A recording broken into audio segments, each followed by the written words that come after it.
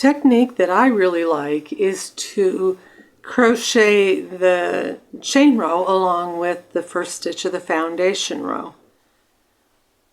I like this technique for two reasons. One, because it helps to achieve a looser gauge across the chain row and the first row that more consistently matches with the following rows.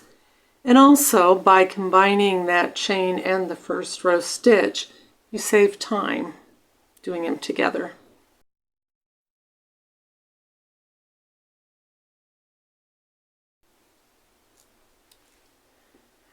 For the half double crochet foundation row, I'm going to start with a slip knot and chain 2.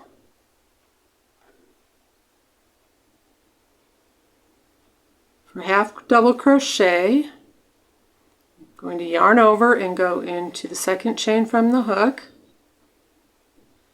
and pull up a loop. Now there are 3 loops on my hook. I'm going to yarn over and do a chain stitch into the first loop. Now I'm going to yarn over and go through all 3 loops on the hook to complete my half double crochet. I'm going to do my next half double crochet in the chain I just created, and that's below these 3 little bars.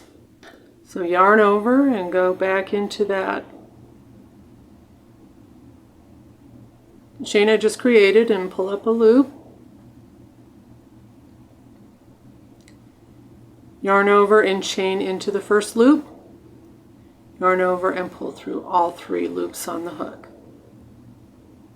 We'll do that again. Yarn over, go into the chain I just created and pull up a loop. Yarn over and chain in the first loop. Yarn over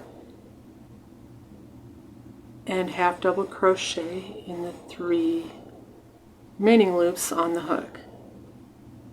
I'll do that again. There's our chain that we just created in the previous stitch. I'm going to yarn over and go into that chain, grab both loops and pull up a loop. I'm going to yarn over and chain in the first loop, yarn over and chain through all 3 of the loops on the hook. When you go across, your stitches are going to begin to look exactly as if you had done a chain row and a half double crochet across. For this reason, do the exact number of stitches that you would need for your first row. You don't need to chain any extra in your chain row to accommodate your first stitch.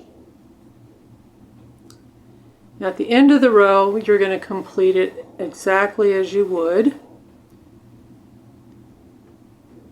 by chaining 2 and turn. Now I'm going to go right back into, I'm going to ignore those 2 chains and go right back into the very first stitch of the next row to continue my half double crochets. You can see it looks exactly the way it would had I done my chain row and a half double crochet row.